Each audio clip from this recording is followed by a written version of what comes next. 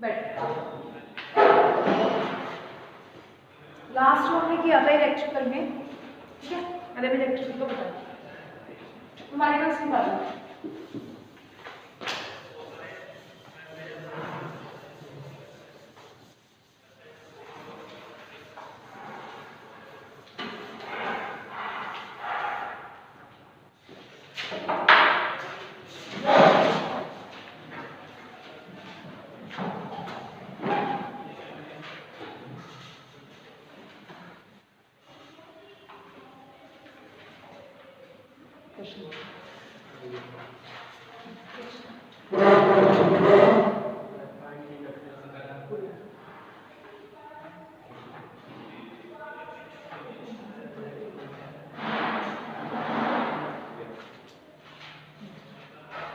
चलिए मैं पहले क्वेश्चन करा दूं, हुआ नहीं होगा मेरे ख्याल से, नहीं हुआ ना? पहला क्या आंसर आया? इंडक्टेंस नहीं निकल पा रहा। मैं बता देती हूँ, आप है ना, देखो एक क्वेश्चन दिया था मैंने, पढ़ाना सुन लो, ठीक है, क्योंकि मैं दोनों कवर करना चाहती हूँ। आप देखते रहना, वीडियो चल रही है नीचे, बीच में देखते रहना, फिर वीडियो चल रही है नीचे, चल तो रहा है। मैं कह रही यहाँ से देखती रहना, बड़ी पोज हो गई उसमें जगह पर। देखो बच्चों, मैं क्वेश्चन करा रही हूँ आपको प्रॉब्लम्स, क्योंकि मैं हमेशा ऐसे पढ़ाती हूँ और मेरा फीडबैक भी इसमें ये आता है कि ये सबको बहुत अच्छे से समझ आता है, क्योंकि ये कोर्स सब्जेक्ट हमारा नहीं है, लेकिन ये इसके लिए मेरी सबसे ज़्यादा कोशिश ये होती है कि सबसे परफेक्ट यही समझ आए, ठीक है। तो आप इस चीज़ को देख लो। मैंने क्वेश्चन दिया था कल, 30 वोल्ट डीसी सप्लाई में लगाने पर एक कॉइल जो है, कॉइल ऐसे ही होगी, आप सामने देख लो, 30 वोल्ट डीसी सप्लाई लगाने पर, यानी यहाँ पे आप 30 वोल्ट लगा लो डीसी सप्लाई, डीसी ऐसे ही होगी, या आप उसको ऐसे भी दिखा सकते हो एज यू। 30 वोल्ट आपने डीसी सप्लाई लगानी है, this is not the AC, this is the DC, ठीक है। डीसी सप्लाई लगाने पर एक कॉइल में जो करंट है, इस कॉइल में, ये कॉइल है, कितनी करंट है? 7.5 एम्पीयर, यानी करंट कितनी है? 7.5 एम्पीयर। वोल्टेज कितनी थी? डीसी वोल्टेज 30 वोल्ट, इतनी करंट देती है, और 50 वोल्ट 50 हर्ट्ज की सिंगल फेज एसी सप्लाई। और एक बार आपने क्या किया है, इसको रिप्लेस करके, मैं ऐसे लगा देती हूँ, वेरी कर सकती हूँ, इसको हटा के आपने क्या किया, यहाँ पे लगाई 50 वोल्ट की single phase, 50 volt single phase. अभी आपको single phase double phase next में समझाया जाएगा, ठीक है। 50 वोल्ट के सिंगल फेज एसी सप्लाई में लगाने पर जो करंट है, तब करंट क्या हो जाती है, ये तो डीसी लगाने पर है, डीसी करंट, और ये डीसी वोल्टेज थी, यहाँ पर क्या है आपकी एसी वोल्टेज, आपने कितनी लगाई? 50 वोल्ट, फ्रीक्वेंसी कितनी है उसकी? 50 हर्ट्ज, 50 हर्ट्ज। पहले आप क्वेश्चन को समझिए, ठीक है, 50 हर्ट्ज, और करंट कितनी है? तो करंट यहाँ पे एसी लगाने पे एसी करंट मिलेगी, कितनी? 6 एम्पीयर, 6 एम्पीयर। कॉइल की एक तो इंडक्टेंस बतानी है, एल की वैल्यू बतानी है, और एक आपको बतानी है पावर फैक्टर।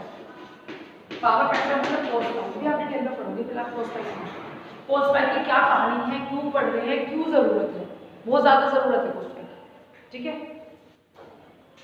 तो अब जरा इसको यहाँ समझते हैं, ये क्वेश्चन समझ आ रहा है आपको? इससे नहीं, ये एक कॉइल है, इसके अक्रॉस आपने 2 बार सप्लाई लगाई है, एक बार तो आपने डीसी सप्लाई लगाई है जिसकी वैल्यू ये है, डीसी सप्लाई लगाने पर करंट 7.5 एम्पीयर, फिर आपने क्या लगाई है? एसी सप्लाई लगाई है, एसी सप्लाई आपकी 50 वोल्ट है, यहाँ पर सिंगल फेज है, तो अभी आप सिंगल फेज पे ना जाओ, सिर्फ आपको पता है कि एसी सप्लाई लगाई, क्योंकि अभी आपको single double phase triple phase नहीं है ना, आपको उसको बेसिक, तो देयर इज नो मतलब लॉजिक टू मतलब understand all this things in a day, ठीक है। तो इसमें आपको क्या बताना, आपको 2 पार्ट दिए, एक पार्ट ये दिया है, एक पार्ट आपको ये दिया है, और आपको ये 2 कंडीशंस देने के बाद में 2 कंडीशंस आपको दी हैं, और इसके बाद इसमें आपको ये आपको फाइंड आउट करना है, this is will have to be find out, ठीक है। निकल नहीं आएगी। अभी हमें कुछ भी इसके अंदर नहीं पता है। अब क्वेश्चन आएगा मैडम आपको तो पता है कि कैसे करना है, हमें नहीं पता कैसे करना है, ठीक है ना। तो मैं जरा तुम्हें ये बहुत अच्छे से बताती हूँ। यहाँ देखिए, देखो अभी मुझे से कितना समझ आ रहा है, इसमें V दिया है, I दिया है, तो मैं सिर्फ इसमें से R निकाल सकती हूँ, है ना। मुझे कुछ और समझ ही नहीं आ रहा है ना, पहली कंडीशन में सिर्फ क्या दिया है, V और I दिया है, या तो पावर निकालो P = VI, और या फिर क्या निकालो, अदरवाइज मैं क्या निकालूं इसके अंदर, R निकाल सकती हूँ, R = V/I। यही क्वेश्चन करने का तरीका होता है, क्या दिया है उससे हम इसे किस किस फॉर्मूलाज में अप्लाई कर सकते हैं, ठीक है। तो मैं यहाँ से समझा देती हूँ, R = V/I, क्योंकि पावर की मुझे भी जरूरत नहीं है, आपको निकालना आप निकाल लो। आप जब इनिशियल बिगनर जब कोई क्वेश्चन करता है तो यही समझ आता है, क्योंकि मुझे तो पता है इसके अंदर क्या करना है, आपको नहीं पता इसमें क्या, ठीक है। तो आपको जो जो भी समझ आ रहा है देख के यही क्वेश्चन करने का तरीका वो निकालना है।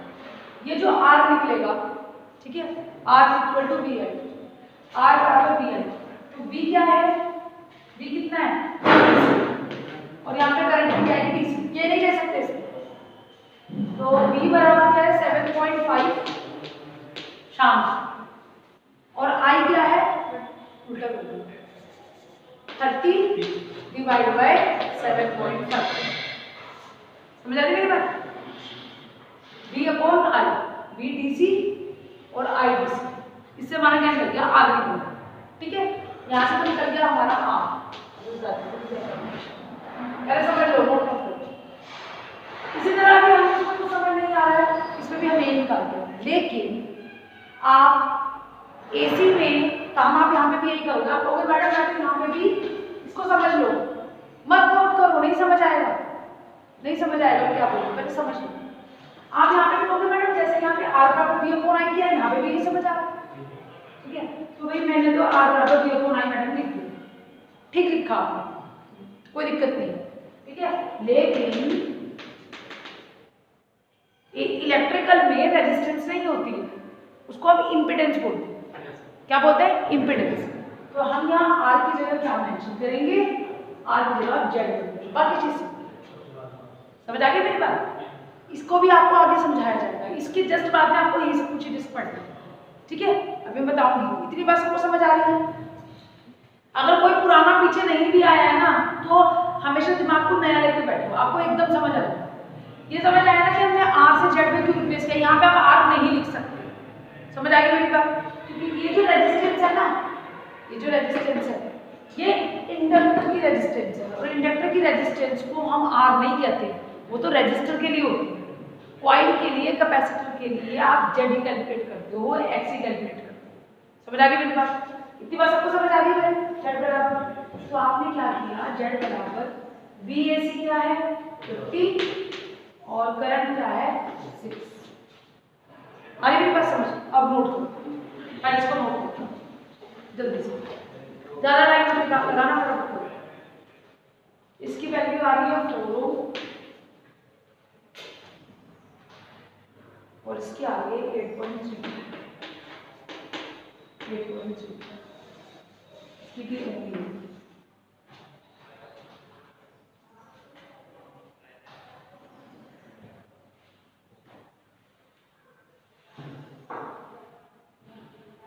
आपको आगे समझ, बाकी मैं पहले आप इसको करके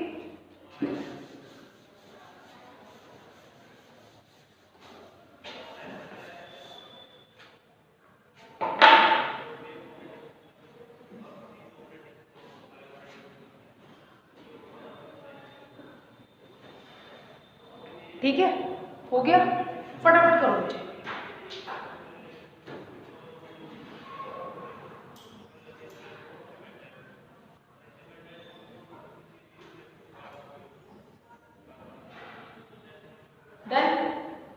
चलिए यहाँ देखिए, क्या देखिए, मेरी R की वैल्यू आई पहले आप देखो सकते हैं, R = 4 ओम आया, यहाँ देखो सब छोड़ दो, और Z बराबर कितना आया 8.33 ओम, क्योंकि दोनों रेजिस्टेंस और इम्पीडेंस की जो मात्रा होगा वो भी ओम्स में ही होगा। आगे मेरे पास अब आप यहाँ देखिए, ये समझ आ रहा है मुझे इसके। अब अंदर इसने एल का वैल्यू निकालने के लिए करी है, तो एल निकालने का यहाँ पर सिर्फ एक ही तरीका है। मैंने आपको समझाया, अगर आप ये दोनों चीजें निकल गई, अब उसका हमारे अब कोई लॉजिक नहीं करें, सिर्फ एक फ्रिक्वेंसी बचा है जिसने दी, ठीक है। और देखिए वैसे भी जब एसी सप्लाई देके रखेगा तो फ्रिक्वेंसी तो उसकी होगी होगी, डीसी की फ्रिक्वेंसी नहीं होती है, क्योंकि डीसी सीधा होता है ना, डीसी में नंबर ऑफ साइकिल चेंज ही नहीं होती है, वो हमेशा या तो पॉजिटिव चलता है और या फिर नेगेटिव चलता है, साइकिल तो चेंज ही नहीं हो रही ना। और इस पार्ट को रिपल्स, इसको रिपल्स बोलते हैं, इसको आप क्या कर देते हो, हटा देते हो पेपर या कैमरे से, तो फिर क्या बचता है सिर्फ आपका ये रेगुलेटर से आप सिर्फ कितना बचता है इसको आप ऐसे देखो।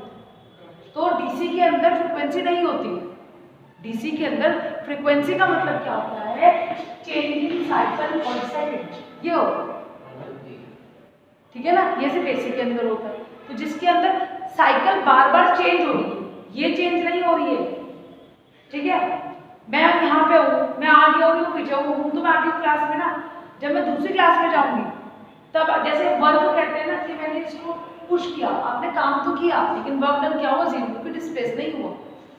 तो इसमें आप ये कह सकते हो कि उसने अपना एक्सिस चेंज नहीं किया, ऊपर वाला प्लस होता है नीचे वाला माइनस होता है, ऐसे ही होता है ना। तो या आपकी जो वो वेव्स हैं वो क्या करनी चाहिए, हर बार साइकिल को चेंज करें, कभी positive negative positive negative positive negative positive negative. लेकिन डीसी में ऐसा नहीं होता है, या तो उसे पॉजिटिव एक्सिस भी रहता है या वो नेगेटिव एक्सिस, इसलिए आप उसे सीधी लाइन से दिखाते हो। वो सीधी लाइन से क्यों दिखाते हैं ये भी मैंने बता रखा, इसमें और आगे बता दूँ, समझ आ गई मेरी बात, क्लियर।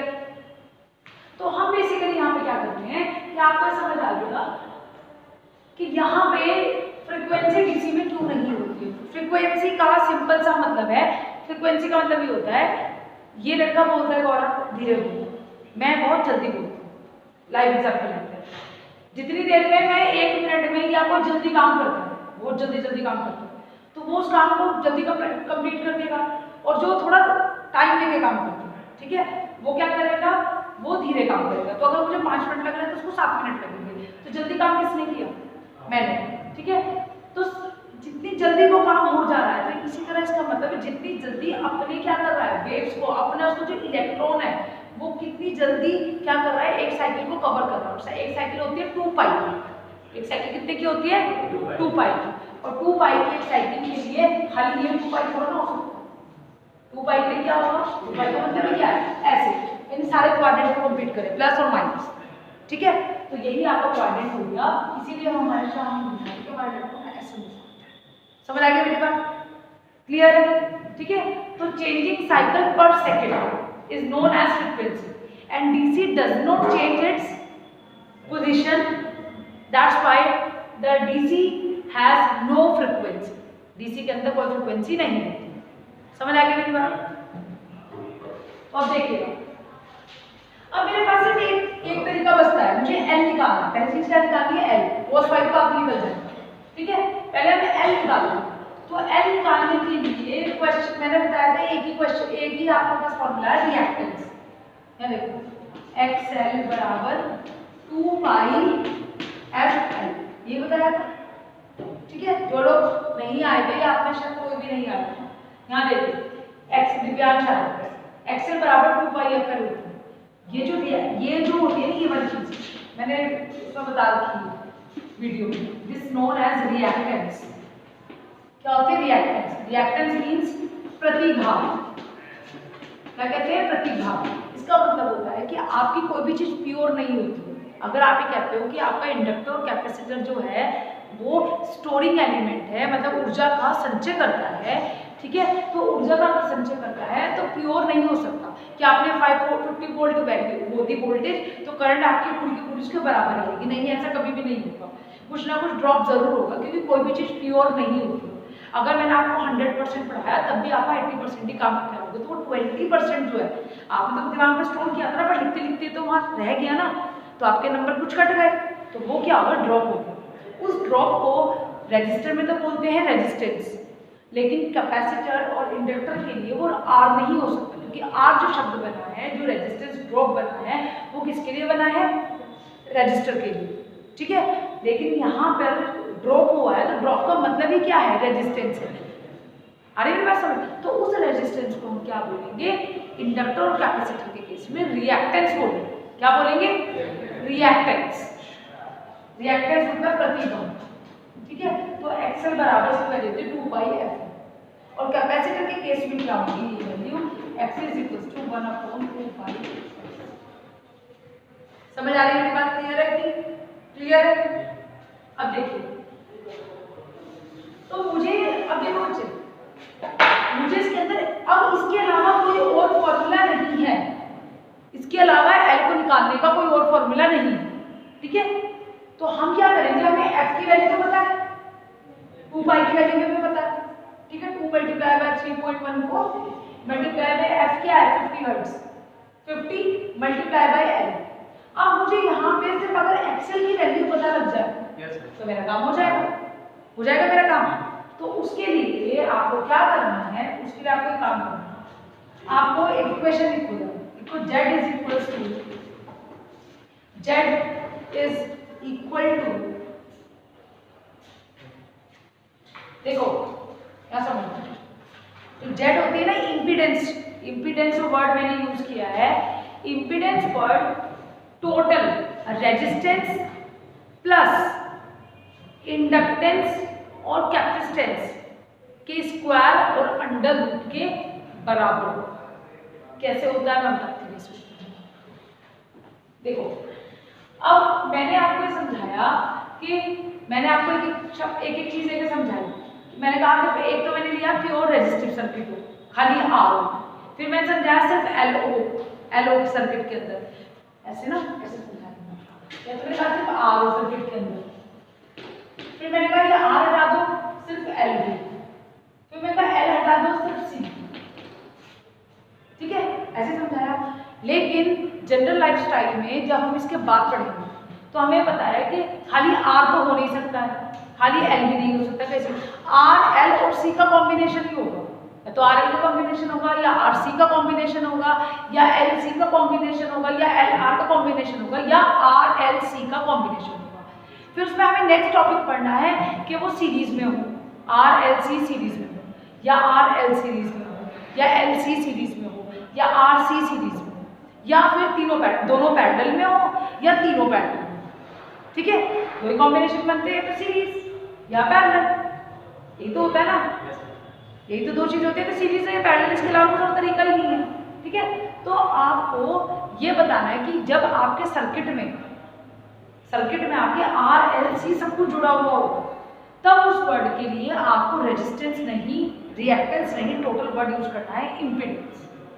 आ रही मेरे पास समझ? अब धीरे धीरे लॉजिक लो, सिर्फ जितना तुम्हें समझ आ रहा है तुम्हारे दिमाग को, जितनी एग्जीक्यूशन हो रही है, जितना मैं समझाऊंगी, ठीक है। कल तक इसमें मैं आगे उस पर जंप कर चुकी हूँ जब मैं आपको पूरा सर्किट बना के दिखाऊंगी, ठीक है, उसके बारे में आपको बहुत डिटेल में बताऊंगी, ठीक है। तो अब सर्किट में अभी मैंने यहाँ पे दो चीजें दी हुई थी, डीसी दी हुई थी तो आर जोड़ना था, तो हमें आर कैलकुलेट करना था, और जब इसमें ये दिया हुआ था कॉइल तो उसमें रिएक्टेंस आएगा, पर रिएक्टेंस उसने डायरेक्टली दिया नहीं है तो हमने इम्पीडेंस निकाल दिया था। तो अब हम क्या करेंगे, आपको एक जनरल फॉर्मूला हर बार याद रखना, ठीक है। जब आपके सर्किट में चाहे तो सीरीज में हो चाहे वो पैरेलल हो, मैं आपको बताती हूँ, ये आर एल और सी,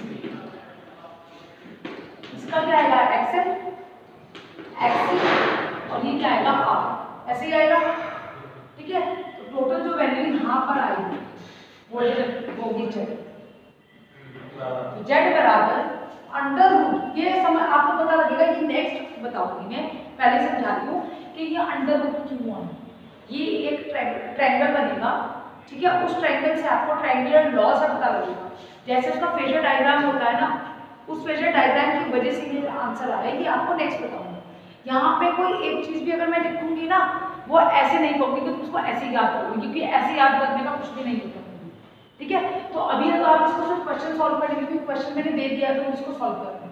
जेड बराबर R square plus XL minus XC का होल स्क्वायर, क्योंकि ये रियल नंबर होता है और ये इमेजिनरी नंबर होता है। अगर आपका De Morgan थ्योरम से, ठीक है, यहाँ देख लो लोकेशन, जेड बराबर एक्स प्लस आई वाई, तो आप कैसे निकालोगे, मैग्नीट्यूड कैसे निकालोगे, जेड का स्क्वायर स्क्वायर इधर अंडर रूट आ जाएगा, x का स्क्वायर प्लस y का स्क्वायर, रियल का स्क्वायर प्लस इमेजिनरी का स्क्वायर, ऐसे करते थे। हाँ या ना? ये तो मैंने यहाँ पे यही किया क्योंकि एक्सेल और एक्सी जो है वो क्या है, इमेजिनरी नंबर है। वो कैसे है मैं बताऊँ, क्योंकि वो वाई एक्सिस पर ड्रॉ होती है, वो मैं भी आपको वन बाय वन सब समझाऊंगा, इसलिए प्लीज मेरी लास्ट वीडियो थी वो प्लीज देख लीजिए, ठीक है। तो z is equal to under root x square plus y square, real का स्क्वायर प्लस इमेजिनरी का स्क्वायर, डिकॉम्प्लेक्स थ्योरम्स होती है, कॉम्प्लेक्स नंबर्स, सम्मिश्र संख्या, ठीक है। तो आपने यहाँ पे यही किया है, ये तो हो गया एक पार्ट और ये हो गया ओरिजिनल, क्योंकि ये आपको हमेशा ये तो पता है कि ये वाली एक्सिस तो होती है रियल एक्सिस, और रियल एक्सिस ऐसी होती है ना, इधर उधर की होती है, इधर पॉजिटिव होती है तो नेगेटिव, और ये इमेजिनरी होती है। तो जो एक्सेल है इंडक्टर और कैपेसिटर हमेशा यही ड्रॉ होती है, ठीक है। इसको हम वापस इधर ले गए, इसको ऐसे इन्वर्ट कर दिया, तो जितना ये था तो एक्सेल माइनस एक्सेल, ठीक है। ये भी नेक्स्ट होता है, बाकी तरह समझ, इतनी बात तो समझ आ गई ना जो मैं बोल रही हूँ, ठीक है। तो अब आप इसको देखिएगा, इस क्वेश्चन के अंदर एक्सी तो यहाँ है क्योंकि इंडक्टर था, ये वाले को ऐसे बोलो।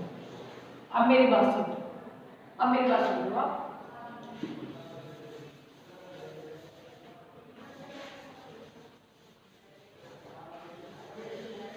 यहाँ देखिए ये काम मैंने किया है, एक्सेल बराबर 2πfl में से एल को निकालना है, ठीक है। अब यहाँ देखिए इस एक्सेल को निकालने के लिए मैंने आपको ये फॉर्मूला पढ़ा, जेड बराबर, ये हमेशा ये कभी चेंज नहीं होगी, जेड बराबर under root of R square plus XL minus XC का होल स्क्वायर, ठीक है। जो रेजिस्टेंस और रिएक्टेंस की उसका जो जोड़ आएगा, जो भी कैलकुलेशन करके आएगा वो आपका जेड है, ठीक है। अब आपने इसके अंदर क्या किया है, यहाँ से देखिए आपने इसके अंदर क्या किया, अब मेरे पास मुझे जेड पता है, I know about the Z, अभी निकाला ना जेड 8.33, तो आपने रखा है यहाँ पे जेड बराबर under root R square plus XL minus XC का स्क्वायर, ठीक है। तो मुझे जेड पता है, मुझे आर पता है, ओके। कैपेसिटर मेरी पिक्चर में नहीं है क्योंकि वो कॉइल है, उसमें रिएक्टेंस हो सकता है, उसमें रेजिस्टेंस हो सकता है, लेकिन उसमें कैपेसिटेंस नहीं है। कॉइल में रेजिस्टेंस तो हो सकता है, इंटरनल रेजिस्टेंस हमेशा होती है जो ड्रॉप है, लेकिन उसके अंदर क्या नहीं है, कैपेसिटेंस नहीं है। तो कैपेसिटेंस नहीं है तो कैपेसिटिव रिएक्टेंस भी नहीं होगा, हाँ या ना?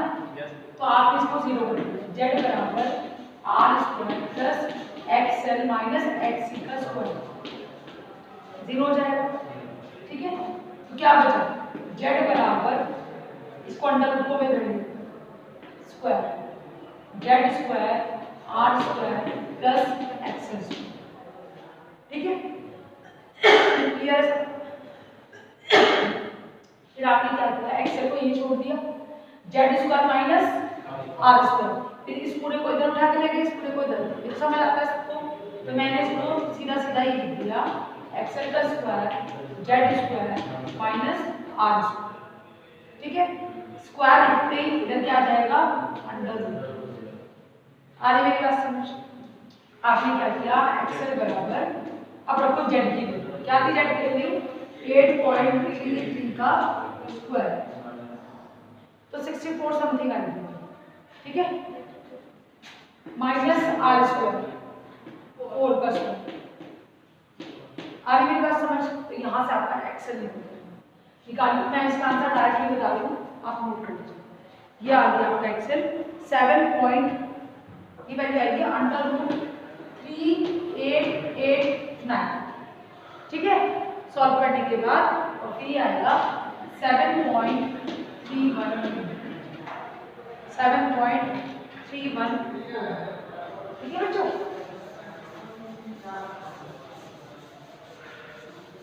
देखो बच्चे थोड़ा टाइम तो ही लेता है, मैं ऐसे भगा नहीं सकती, 20 मिनट का टाइम है, मैं ये नहीं कह रही कि बहुत टाइम है, लेकिन अगर मैं बेसिक में नहीं भगा सकती, मैंने बेसिक में भगा दिया तो समझ नहीं आएगा फिर क्या फायदा, क्या आप ये कहोगे कि फिर आगे पूरे इलेक्ट्रिकल में आप सफर करोगे, ठीक है ना, क्योंकि आपको जो पढ़ना है वो आप यहीं से पढ़ोगे, तो मैं उसमें नहीं भगा सकती, रट के तो पास ऐसे भी हो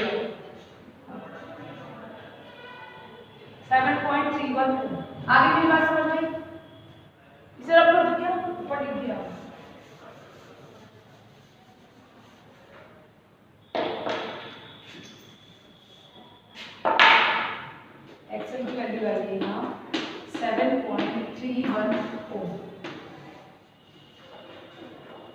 ठीक है, अब आप लिखोगे वी नो दैट एक्सएल बराबर 2 पाई एफएल। एफ की वैल्यू डालो, 2 पाई की वैल्यू डालो, एक्सएल की वैल्यू डालो और एफ की वैल्यू निकालो। सॉरी एल की वैल्यू निकालो, एक्सएल डिवाइडेड बाय 2 पाई। वो जो अंडर रूट में 3889 या फिर कहीं पॉइंट हो जाता।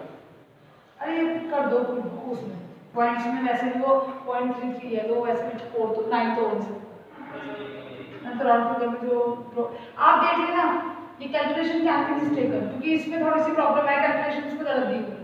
मुझे नहीं पता, मैंने तो आइडियाज लिख दिया। ठीक है, जो उसके अंदर लिखा है मैंने वो लिख दिया, लेकिन आप कैलकुलेशन देख सकते हो। ऐसा सोचना कि जो मैंने लिखा उसे कैलकुलेशन, सिर्फ कैलकुलेशन, तरीका नहीं, फॉर्मूला नहीं। एफ क्या होगी 50। जब आप इसको सॉल्व करोगे एल की वैल्यू आ रही है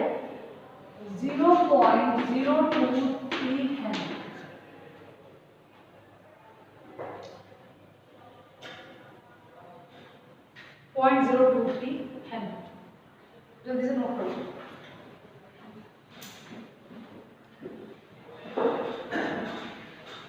अभी मैं ना आपको पावर फैक्टर का है ना ये वाला छोड़ दो, क्योंकि अब इसमें पावर फैक्टर P क्योंकि उसे cos फाई कहा है। ठीक है, मैं आपको फॉर्मूला बता देती हूँ, देखिए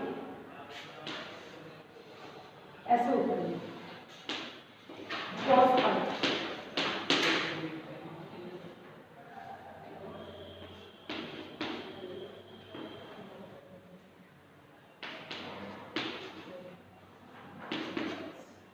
देखो ऐसे होता है, मैं भी आपको ये बता दिया है, अभी आप देख लो, ये समझाने वाला। यहाँ देखो ये होता है आपका ट्रायंगल, ये ट्रायंगल होता है, इस ट्रायंगल में ये तो हो गया आपका फाई, और इसके एंगल के सामने वाला क्या होता है परपेंडिकुलर, ऐसे ही होता है ना। तो परपेंडिकुलर ये क्या होगा रिएक्टेंस, आप इसको लिख सकते हो रिएक्टेंस। रिएक्टेंस एक्सेल भी हो सकता है, एक्सी भी हो सकता है। ठीक है, यानी ये रिएक्टेंस आपकी होगी एक्सेल माइनस एक्सी। ठीक है, एक्सेल माइनस एक्सी की होगी ये मैंने एक्सेल, क्योंकि मुझे यहाँ फॉर्मूला पूरा करना, तो मैं डायरेक्टली अगर फॉर्मूला लिख दूँ तो आपको क्या हमें तो समझ नहीं आया कहाँ से किया। ये क्या होगा रेजिस्टेंस और ये क्या होगा इम्पीडेंस। मैंने जो फॉर्मूला लिखा था ये वाला, अगर आपके सर्किट के अंदर आर एल और सी तीनों है, आर एल और सी, तो आर का तो रेजिस्टेंस आ गया, एक्सएल एक्सी क्या आ गया रिएक्टेंस आ गया, और टोटल क्या हो गई इम्पीडेंस। ठीक है बताया। ठीक है, और जब ये ऐसी होगी तो इसके लिए हम क्या करेंगे, ये जो फाई है ये आपका पावर, ये शक्ति गुणांक होगा, पावर फैक्टर, शक्ति गुणांक, power factor, POW power factor, शक्ति गुणांक। तो आप ये तो आपका phi, this is your are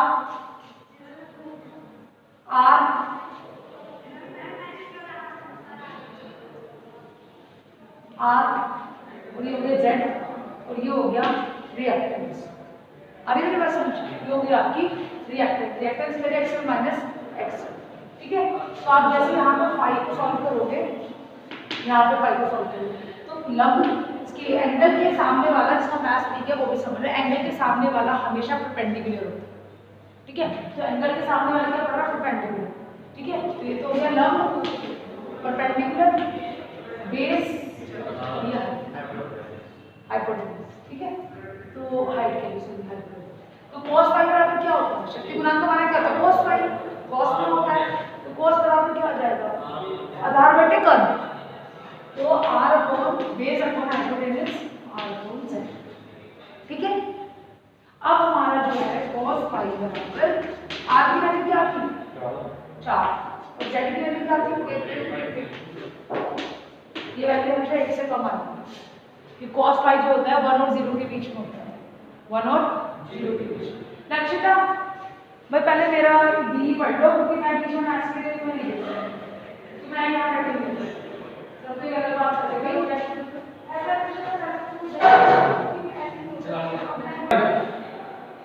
चलो